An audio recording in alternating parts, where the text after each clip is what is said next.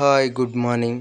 Welcome back to our YouTube channel. మిత్రులందరికైతే నమస్కారం. తెలంగాణలో కాంగ్రెస్ పార్టీ అధికారంలోకి వచ్చిన తర్వాత అనేక సంక్షేమ పథకాలను అయితే ప్రారంభించింది.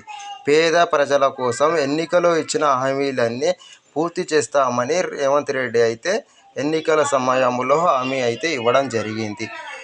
ఇప్పుడైతే ఒక్కొక్కటిగా అన్ని పథకాలను అయితే అమల్లోకి తీసుకొస్తున్నారు. ఎన్నికల్లో గెలిచి సీఎం కుర్చీలో కూర్చున్న రేవంత్ రెడ్డి గారైతే తొలుత మహిళలకు ఉచిత బస్సు సదుపాయం కల్పించారు. పేదలకు ఆరోగ్యశ్రీ లిమిట్ను 5 లక్షల నుంచి 10 లక్షలకు పెంచారు.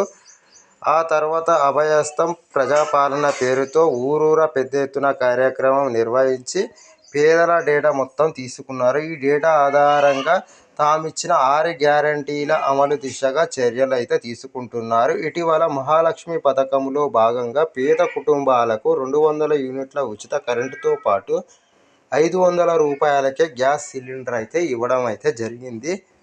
మార్చి 1వ తేదీ నుంచి ప్రజలకు ఈ 2 బెనిఫిట్స్ అయితే అందుబాటులోకి అయితే రావడం జరిగింది. అదే బాటలో మార్చి 11న ఇందిరమ్మ ఇండ్లను కూడా ప్రారంభించారు. అర్హులైన పేదలకు ఇందిరమ్మ ఇండ్ల పథకం కింద 5 లక్షలు ఇస్తామని రేవంత్ రెడ్డి గారు అయితే చెప్పడం జరిగింది. ఇప్పుడు మహాలక్ష్మి స్కీమ్కు ఫోకస్ అయితే పెట్టారు.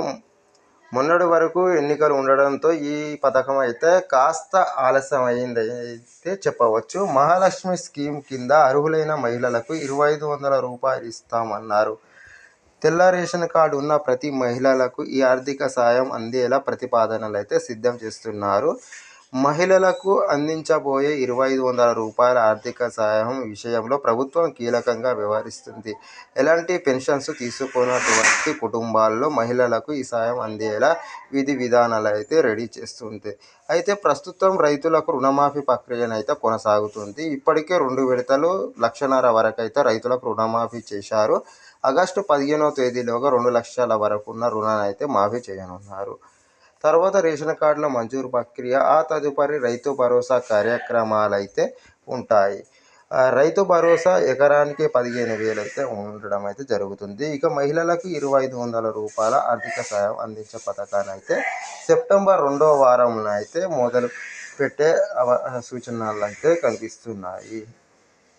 అదేవిధంగా వృద్ధులకు 4,016, 6,016లను ఆగస్టు 15 తర్వాత ప్రారంభించే సూచనలు అయితే కనబడుతున్నాయి. మొదటిసారి మన ఛానల్ని చూస్తున్న వారు సబ్స్క్రైబ్ చేసుకోండి, లైక్ చేయండి. Thank you.